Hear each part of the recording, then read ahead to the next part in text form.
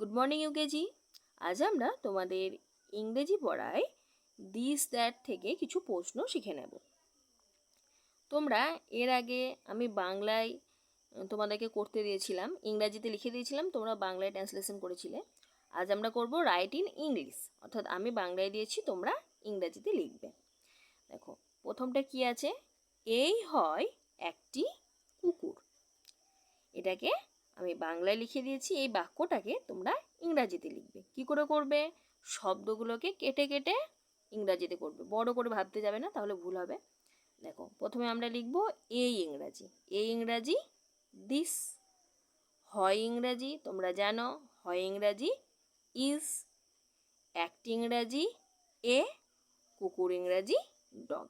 তাহলে this is a dog, মানে এই হয় একটি কুকুর। তারপরটা দেখো, ওই হয় একটি গাছ। তাহলে আমরা ওই ইংরাজি লিখব, ওই ইংরাজি দ্যাট। লেখা হয়ে গিয়েছে। এবার আমরা তার পরটায় যাব। হয়, হয় ইংরাজি ইজ, একটি ইংরাজি এ, গাছ ইংরাজি ট্রি। তাহলে দ্যাট ইজ এ ট্রি।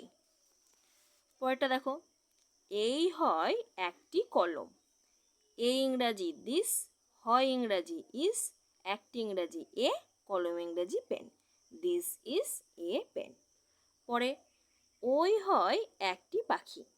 ওই ইংরাজি দ্যাট, হয় ইংরাজি ইজ, একটি ইংরাজি এ, পাখি ইংরাজি bird. That is a bird. তোমরা এতটা পর্যন্ত করবে।